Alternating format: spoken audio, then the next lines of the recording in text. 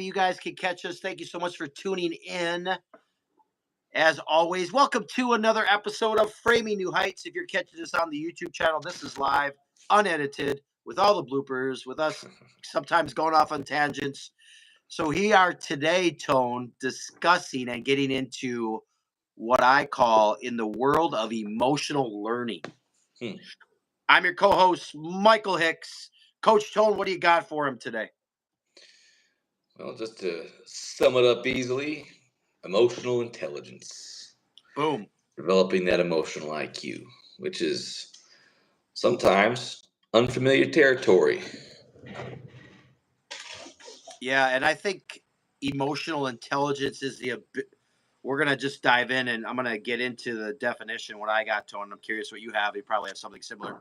But I think emotional intelligence is the ability to understand and control our emotions while also understanding the emotions and situations of others around us, right? And I think, like today, I want to really unpack some strategies and techniques to what I'm going to call now for intelligence, you guys, for those of you that are listening and catching this on the live stream, is intelligence is going to equal EQ. All right. So when I reference EQ, it's going to be emotional intelligence. Tone, this is interesting because I already knew some of this, but gosh, there's so much I'm excited to hear your perspective on all this. But those with higher levels of EQ are more likely to succeed in life, while emotions may rule those with lower levels, making them less likely to do as well as they truly want to. What are your thoughts on that? Because I was like, man, so if you're emotionally connected with yourself and others, your success in life is going to be a lot higher than those that are not. What do you think about that? I think I think the thing that we talk about quite often on this show is, and one of the, I guess, staples that I like to do my best to live by is, you mentioned letting your emotions control you. And if you're not self-aware, and that's really what I came up with the definition of emotional intelligence is really the ability to recognize, understand, and manage our own emotions while being aware and empathetic towards the emotions of others. And we can unpack a lot here. Yep. If you never take the time to develop that self-awareness, which we talk about quite often, and to check in with yourself and practice the mindfulness and check in with yourself and see where you're at and identify how you may be feeling at any given moment, then it's really difficult to, or it can be difficult to control those emotions. They just kind of run on autopilot. And you hear me say quite often, it's okay to feel your feelings, but you have to control your emotions. Boom. Yep. And then by becoming self-aware on this entire journey and learning how to become present and not run from your emotions or hide or project or turn device. What's up? One sec.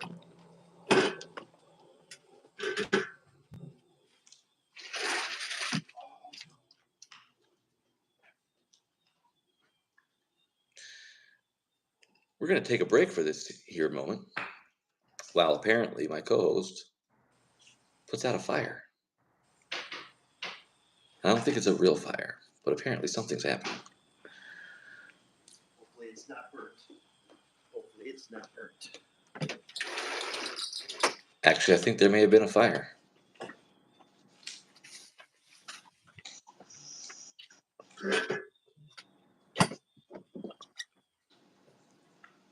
Was there something on fire? Okay. Okay, see, this is why this is comical, you guys, on the live perspective. All right, my bad. I owe you and I owe our listeners. So I thought it'd be a great idea as soon as I got done with church to make some banana bread. Okay?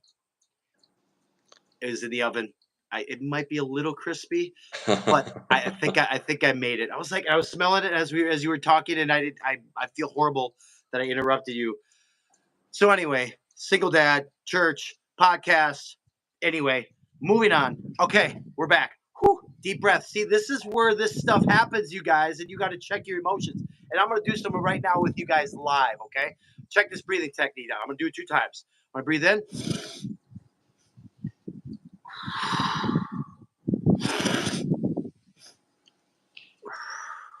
And for those of you that are catching this on the replay on our podcast, what I did is I took in a really deep breath as far as I can go with my nose, and then I took in a little bit more that I exhaled with my mouth, and I did that 2 times. So, all right, back on track. All right, Tone. I don't know where we left off. I threw the headphones down, but I know we were talking about emotional intelligence, and you had referenced a couple good solid points. But continue going for there, my brother. Yeah. What's funny is while you were doing whatever you were doing, saving the banana bread, I was literally I was like, I don't know what the hell just happened, but apparently my co-host is putting out a fire, and it turns out you're actually burning the food.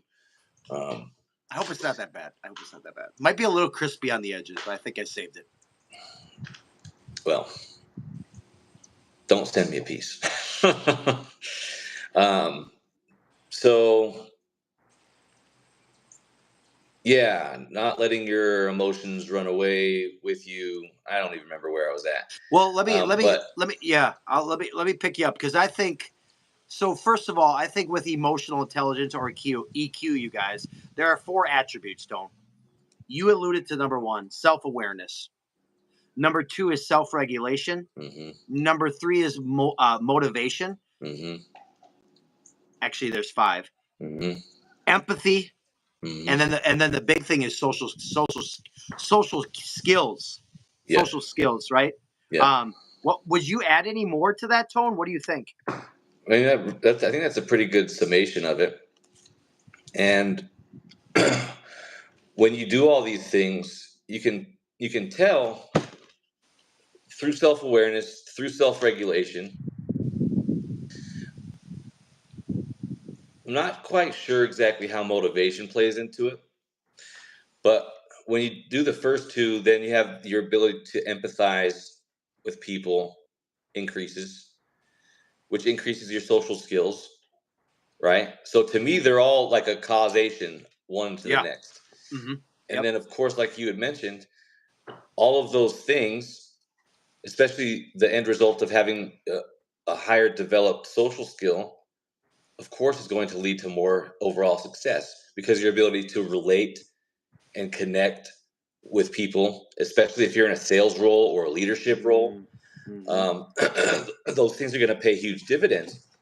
And that's where, excuse me, for those of us that are listening, I'm coming off of a pretty gnarly cold over the last week.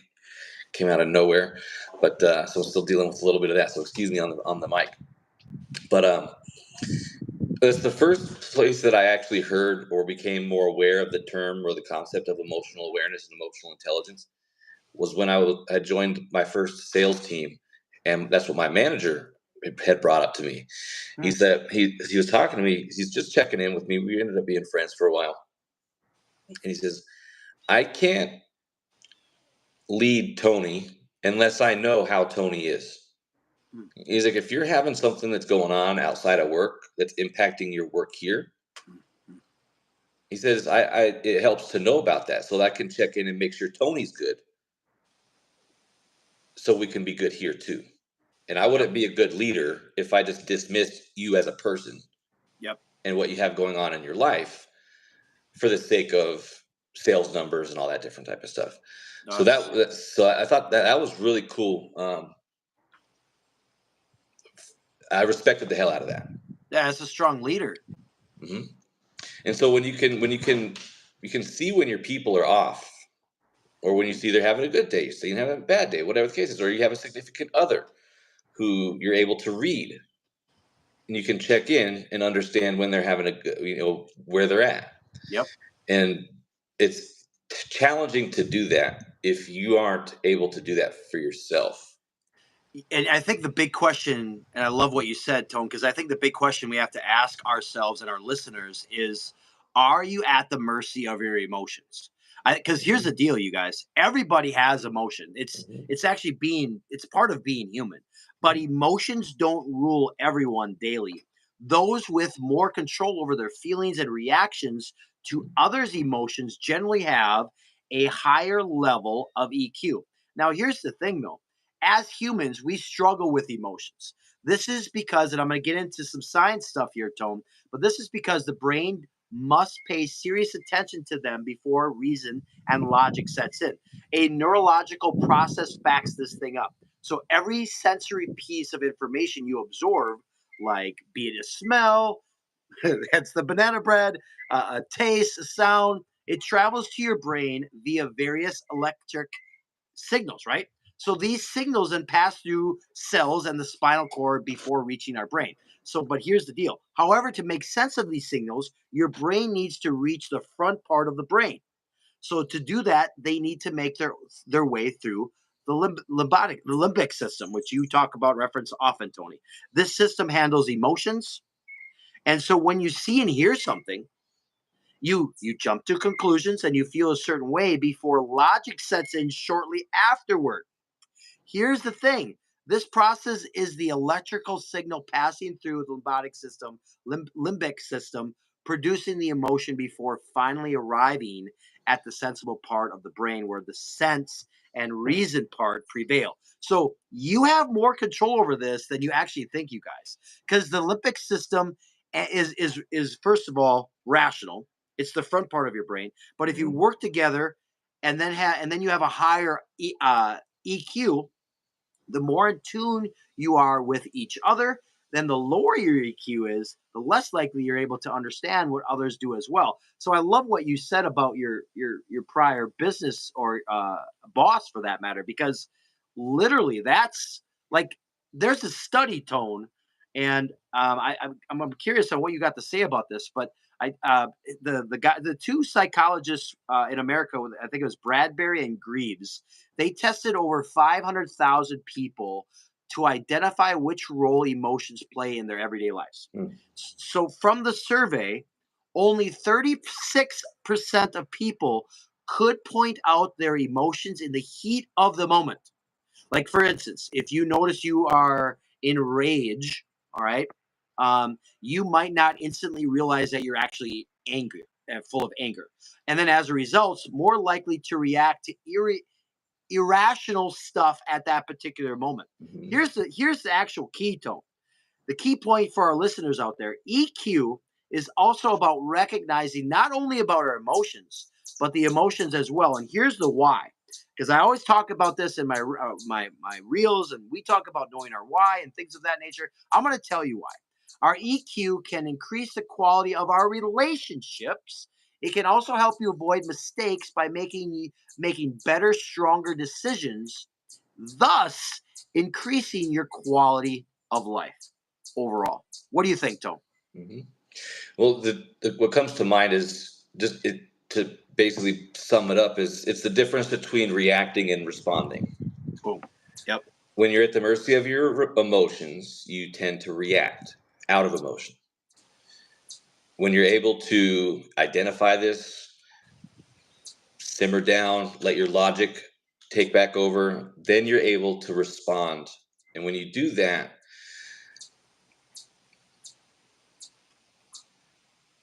the first three that come to mind, first three benefits that come to mind is one, we've talked about this already, is you're going to have improved relationships because you're going to be able to understand. And then here's again the key: the respond to others' emotions effectively. You're going to be able to communicate more effectively, and it's going to lead to also more better conflict resolution. You just had Right? an actual experience about that prior to us recording. You want to share about that? Because the communication part with what's going on in your personal life. You want to share that or no? Which one are we talking about?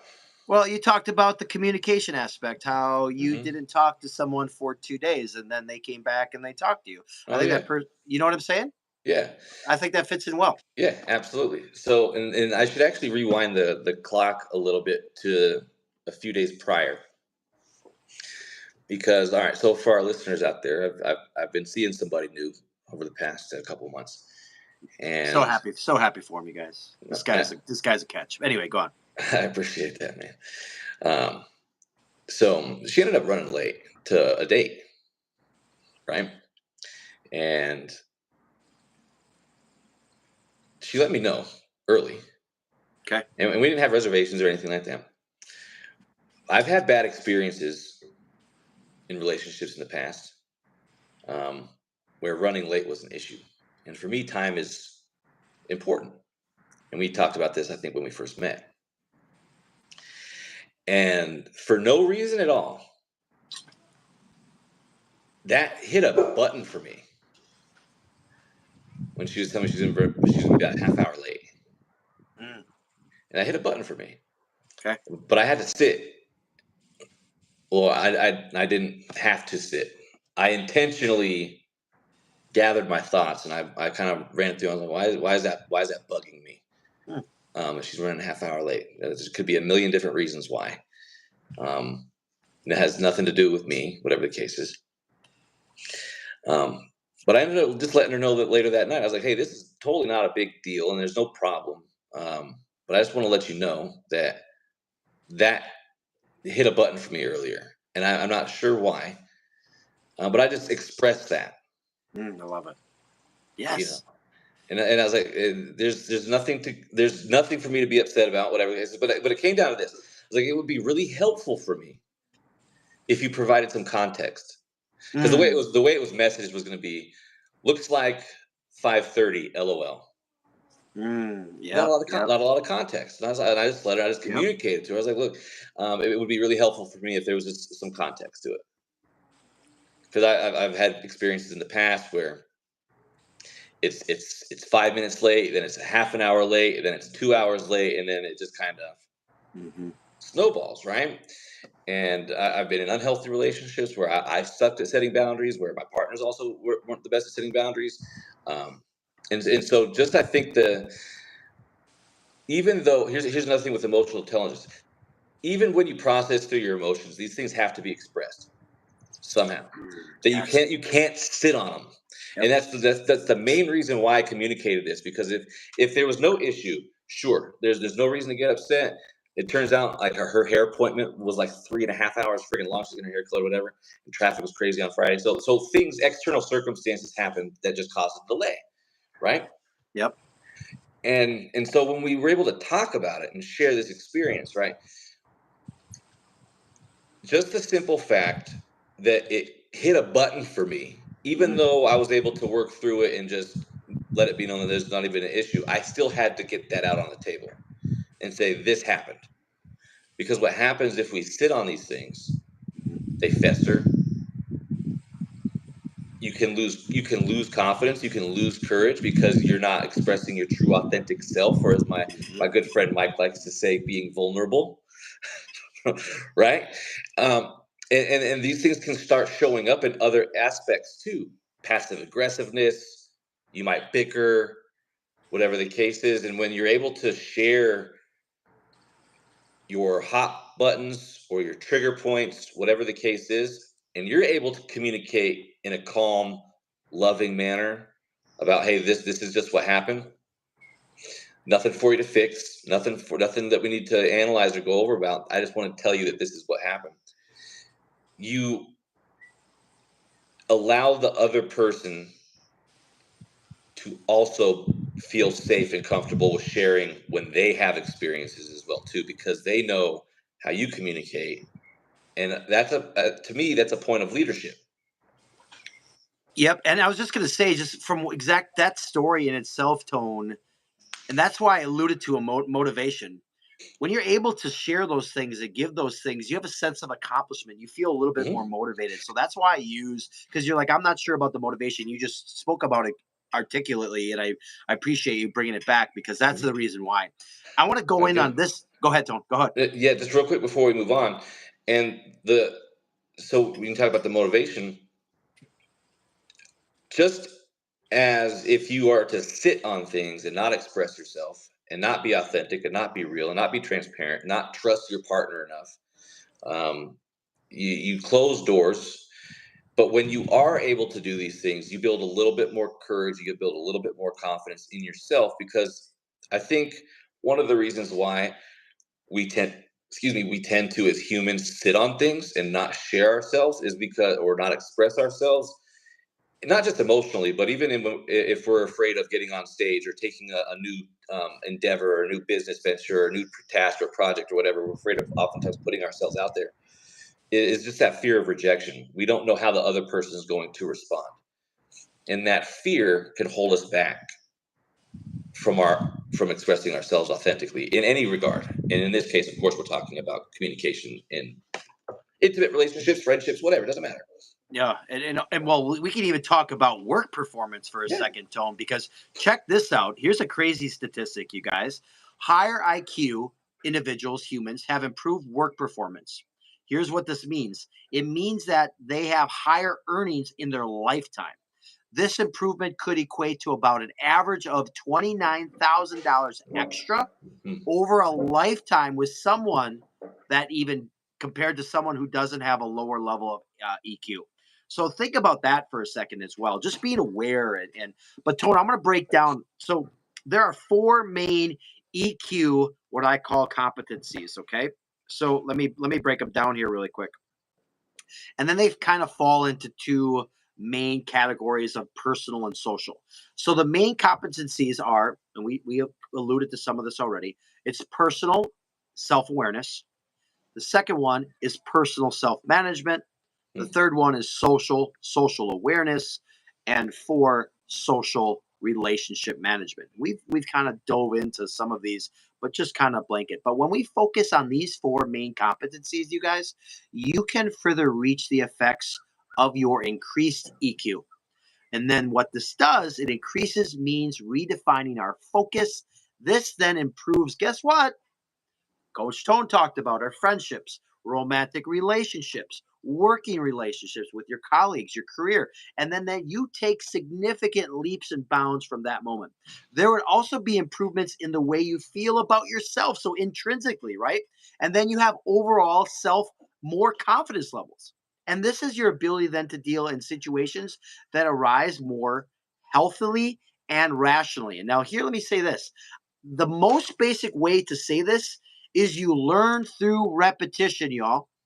This means practice makes consistency, which generates success. I hate when I hear people say practice makes perfect. We aren't perfect. We have emotions, we have feelings. That's why I always tell you, Tone, we're not perfect. We should be vulnerable. We should be aware of our strengths. We should be aware of our weaknesses. Okay. The big reason why repetition works, you guys, is because it increases the brain's plasticity. What is brain plasticity, you guys? Here's what it is. It's also known as neuroplasticity, which refers to the brain's remarkable ability to adapt, right? Reorganize, change throughout a person's life. This capacity, what it does, it enables the brain to form new neural connections, rewiring existing ones, and adjusts it to functions to response to learning, experience, injury, external environmental issues, things of that nature.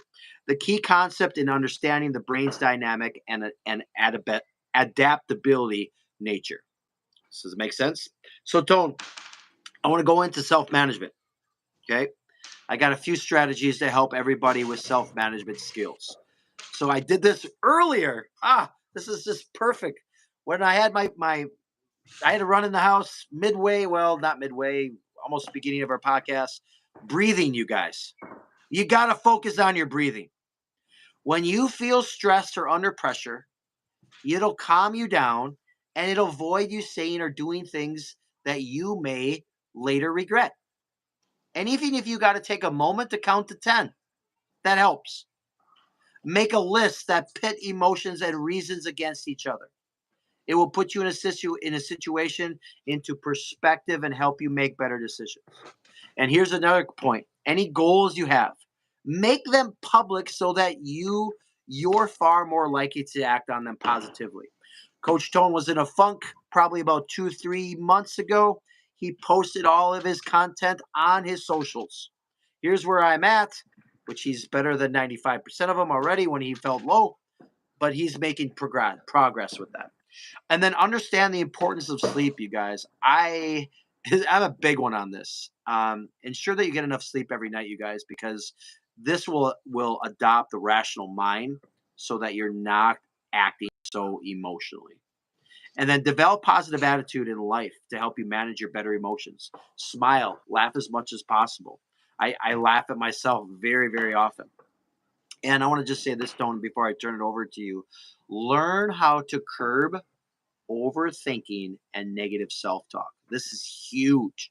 And this is one of my big pillars in some of my framework, but I'm not going to get into it but I'm giving you some free information right here. Whenever you notice this is happening, you need to change the subject in your mind towards something positive. That's called positive habit stacking. Um, Tone, what do you got? Because I could go on this topic, but I want to hear more on what you feel or what you think is necessary for that. Sure.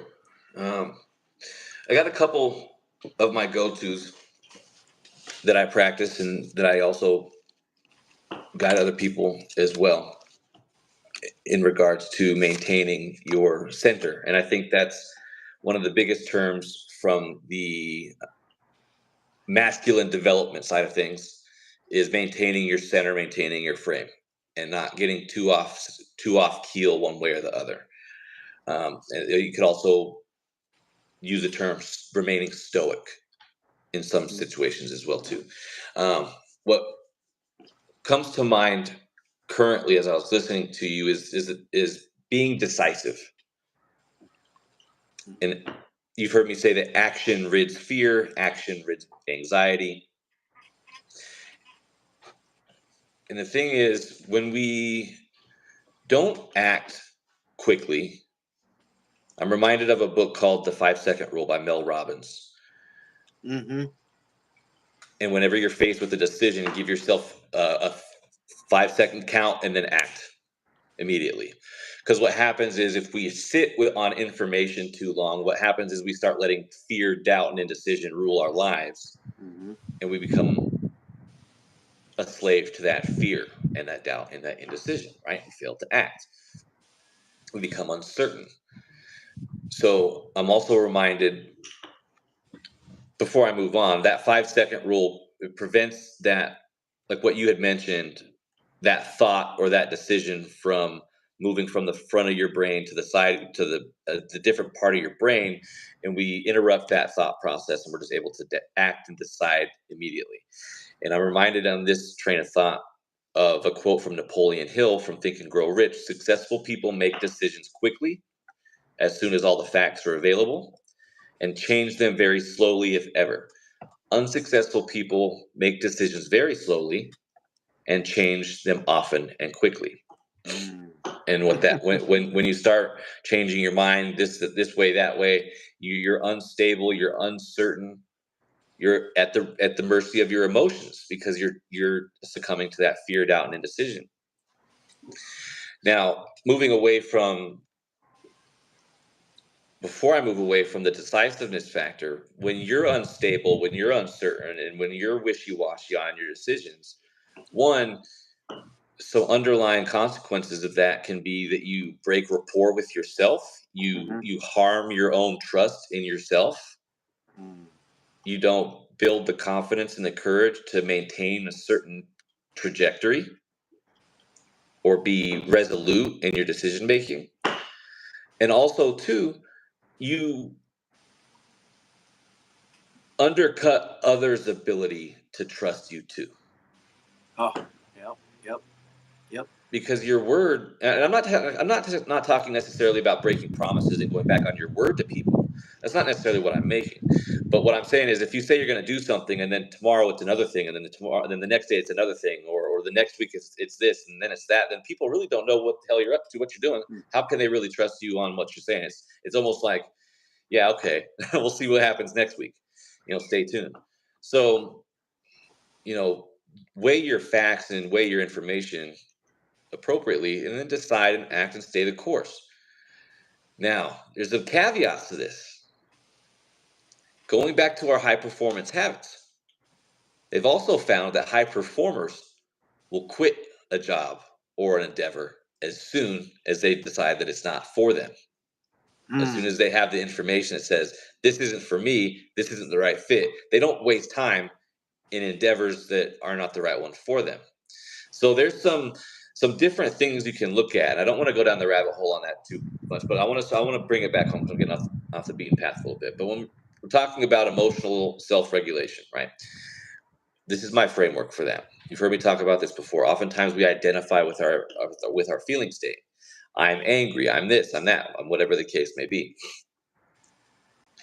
You just break it down. You zoom out a little bit. You check in yourself. First off, the first step is awareness, becoming aware, becoming present with however you're at in that current moment. So like, okay, you're angry. You're fearful. Instead of I am fearful, instead of I am angry, I've given this framework before, Mike. I'm sure you've heard it before, but our listeners may not have heard it before. Is that instead of being I am fearful, I am angry, I am upset, you're attaching your identity to that feeling state. You say, I'm feeling this way. I am feeling. I am feeling means you're human. You're not identifying, you're not attaching your identity to that feeling, right? So I am feeling. Cool. Now you back it up one more step. Now you become more empowered by saying, I am aware that I'm feeling this certain type of way. And once you become aware of something, now you can make changes. Now you become in control. Now you're able to take your power back. Now you're not a slave to those emotions if you're in a negative feeling state, right? And so you can say, I'm feeling this type of way. Okay. If you have the time under those circumstances, now you can reflect. Well, why am I feeling this way? I remember there's a time a few months ago, I was with an old friend of mine. We go back to middle school. I've known his family for over 20 years. And we were watching fights. I forgot who was fighting that night. His family was over there, his parents, his wife, their brand new baby, his brother. I know everybody there. I'm in a good environment with good people. And for whatever reason, I was feeling anxious. I just had that worked up kind of butterfly, anxious feeling, right? Mm-hmm. And so I was able to kind of sit there and reflect on that. I was like, I don't know why I'm feeling this way. Hmm. I have no reason, no cause to feel anxious about it. So I just reflected a little bit about it, and then but at least I became aware of it. And from that point, you can really change your circumstances. And for me, I like to change anxious or anxiety, and I like to label that feeling of excitement because they're very physiologically, they're the two exact same things. They are. And Tone, you said it really well. I'm just gonna say, avoid focusing on the things which limit you, and instead focus on the things which allow you to achieve positive things. And then here's a few other things. Understand that there is a lesson to be learned for everyone that you encounter. That's a big one. And Mm. then make time for self-care, you guys, and recharge your mental batteries. That's critical. If you need to rest, rest. If you need to be gracious to yourself, and my daughter and I, like, literally, I don't watch much TV, but I just started to watching Soka, or the new Jedi movie on Disney, which we love, and we're watching it together. So that's my way to reset my batteries. And then here's the big thing, you guys: accept that change happens, and you talked about this, Tone, and avoid fearing it. Change is okay, but what you do today, you guys, dictates your story tomorrow, in the future. And Tone, I want to go about this because this kind of goes into high self. If you have high emotional IQ, you got to get rid of these four types of things, and it's negative self talk. And I'm going to break them down: personalizing, polarizing, filtering, and exaggerating. These will be destructive to your life, and they will be unfulfilling for your life. And Tone, the other one, which the social awareness. This skill, there's some strategies for social awareness. So do your best to greet everyone you meet by their name. Tone, we talk about this. Mhm. Say their name 5 times in your head when you meet them. And when you meet somebody, you guys, don't sit down. Stand up and shake their hand, look them straight in the eye, and give them your first and last name. You're not just Tony or Anthony. You're Anthony Glover, the one, the only. Learn about the body language. How are they communicating with you? Because that tells you a lot that words don't tell you. And then, are you guilty of scribbling down endless notes when you're in meetings, you guys? So instead of doing that, actually, or even when you're at a concert, right? How many of you just are like recording the video and not watching the actual concert that you paid $300-400 for? Hmm. Soak up the knowledge that you get from that particular moment and time. And Tone, here's a big one, and I think we should do a podcast on this: is declutter your life. Here's what I mean: include like your living space, your mind, your social circle, which may not serve you well, and any other items or people in your space, causing you to be blocked mentally and emotionally. And Tone, here's the other thing: we got to learn to live in the moment rather than jump to the future in fear or look back in regret. And then here's a one that I really love doing. How many of you ever just taken the time to watch people? Watch actual people. You could, go to a coffee shop and just sit and watch. See what's happening around you. Because here's the thing: try to guess what someone might be feeling that day.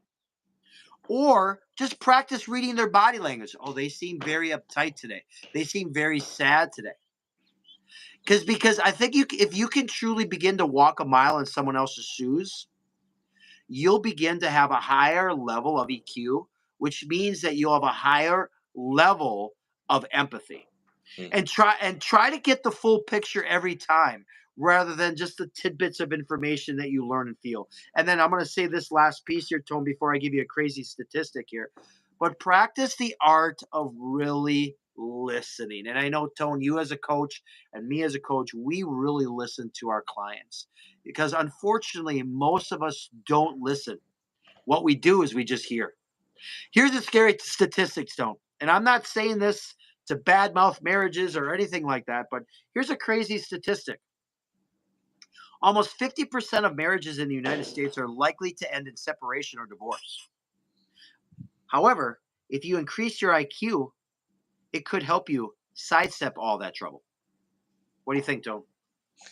I'd be willing to bet that it's actually probably a higher stat than 50 sounds low to me these Yeah. days. I Yeah. don't think I think most marriages end up in divorce these days, and I think that's a sad stat. But yeah, I like what you mentioned. Most people, I like it phrased this way: is that most people listen to respond; they don't listen to understand.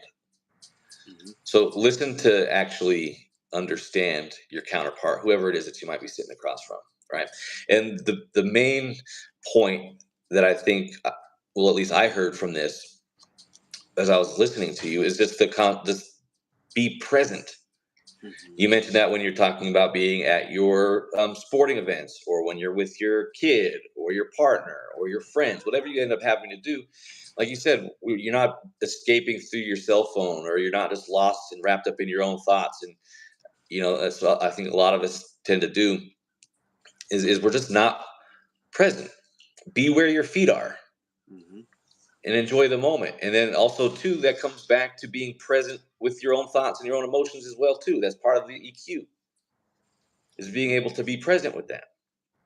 Right. And then when you're listening to your partner or your friend or your coworker, whoever it is that you're conversing with, be present and listen to understand them. Because when you're listening to respond, you're tuning out what they're saying. And that's I learned this from, a lot of sales gets a bad rap, but learning the ability to sell and communicate is helping. It's teaching. It's learning. It's listening. It's understanding. It's communicating. Right. Mm-hmm. Mm-hmm. And it's one of the skills. We actually did a game when I was in a sales training course 6 months ago or so, and we had to start our response with the last word that the person used before us. Oh, okay. So, for example, Mike, if you were to say, "I'm going to go walk my dog," I'd have to say, "Dog walks are fun," and then you'd have to say, "Fun times were had by all," and I and we just have to keep piggybacking. And the whole point of that exercise was to get you to listen all the way through the phrase of the sentence to Mm. the very last word that somebody says. Yeah, that's important. Because how often do we check out maybe halfway through somebody's sentence and then we respond, and maybe we're not even responding to the main thing that they were even talking about. Now we're not responding, we're talking, right? And we can miss out very key information if we're not actively engaged. We use the term active listening, right? And engaged and being present with somebody. And when you're doing this, like you mentioned, you can pick up on somebody's micro behaviors, their mannerisms, their eye movement, their body language, their posture, whatever it might be. And that tells you so much more too. And what another benefit of this as well is when you're engaged with somebody, oftentimes we mirror who we're talking to with our own body language. You ever been in a conversation where one person starts nodding their head, the other person, now all of a sudden you're both nodding your heads, and you're in rapport, you're in agreement, right? And that and you can take the conversation to the highs and the lows. You can experience storytelling or whatever you're listening and whatever you're saying, whatever the case is. All of these things may not on the surface appear to be related to EQ, but they really are. It's that ability to connect and keep in rapport with the people you're talking to. What do you think? Yeah, and just to sum it all up here, I think, we all think we know ourselves, but do you really know what makes you tick? Do you understand your emotional triggers? Because most people assume they know themselves, but they don't really know themselves because they don't want to dive in a little deeper. Because then when you do dive in deeper, you find a lot more surprising information that you never ever even realized. And then what happens is you need to understand your emotional triggers, for those of you that are listening, to learn more about what actually makes you tick. Because I'm going to tell you right now, and it's taken me some time to figure this out. And I've used this now from how I know it. I use it in my framework with my clients and things of that nature. But a successful relationship, you guys, it takes time and a lot of effort. Because unfortunately, not everyone understands this, and it can eventually cause a relationship to break down. This lack of understanding causes heartache and pain, which can then take over a person's life by considerable time afterward, right? But the ability to have a successful relation all comes down to what I alluded to earlier, relationship management. Because we often use the term the honeymoon phase. Everybody loves and everybody's excited during that time. But allowing a relationship to continue blooming long term, it requires hard work. It requires emotional intelligence. And this is actually the emotional intelligence, you guys, is actually the easy part. That's the walk in the park. And Tone, I want to leave our listeners with some homework like I always do before we go out today. There's an assessment out there if you truly want to gather and know more about your emotional intelligence. It's called Emotional Intelligence 2.0. And what it is an appraisal test, and it's going to determine your emotional EQ and where you can start at. And I'm also going to tell this, you guys, keep a journal of your emotions. Note how you feel on a particular day and what might have made you feel that way. This will really truly identify your trigger. And then here's another thing I want to say is take yourself out the afternoon and sit in a public place. I talked about this earlier. Go to a park, watch people, work out. How do you think they feel? Watch their body language and their clues, because that truly will help you get a higher sense of EQ. That's what I got, Tone. What do you got? I like it, man. It's not too it's not too difficult to do, but it can be uncomfortable. Doing this inner work, right? And doing these deep dives and exploring ourselves and exploring our own minds. Um, but it's totally worth it, and it's free to do, and the benefits are priceless. And like you mentioned, it takes a little bit of practice, and it takes a little bit of effort, and it takes a little bit of intention. Um, I was just talking with the girl that I've been dating just this morning about this topic, and especially as it relates to men. She was like, she's like, thank God you guys are doing this episode. I think everybody, Oh, that's awesome. she's like, everybody needs to hear this. That's And awesome. she said, what she says, she asked me, she said, do you think it's an age thing or is it an experience thing? Ooh. And Yeah, what's your answer to that? Because I'm curious. I think It's definitely not age determinant. Yeah, I agree. I think it's experience. I think it's experience, but also I think it's intention. I think Ooh. in order to develop a sense of emotional awareness, emotional intelligence, or EQ, as you put it, it takes intention. You have to want to. You have to even be aware. Like I said, I wasn't even aware of this concept until 5, 6 years ago, Mm-hmm, mm-hmm. till I was almost 30, maybe 30 Yeah. years old. Now, and here's another thing too, especially if you weren't raised in the healthiest of environments. Mm. Mm-hmm. That might be a whole nother episode. Yeah. But especially if you weren't raised in the healthiest of environments, with the healthiest and the most stable family units or parental units, whatever the case is, I think that plays a big factor in your emotional stability, your emotional awareness on a default level, on how you were brought up. Yeah, and I agree, but right, and just to echo what you had said earlier is it's not changing is hard. It is, but when you put in the work and you see the change, you create momentum, you create consistency, and then that builds motivation. And that's why Coach Tone and I are here, because so many of us, I overheard, so many people that after 10 years, like, we have a sexless marriage, Mm. we're unhappy, they coast through life. No, emotional intelligence, emotional EQ. You got EQ. Know that. That's what's going to help you. And Tone, I appreciate you sharing your stories today, man. It was a good podcast today.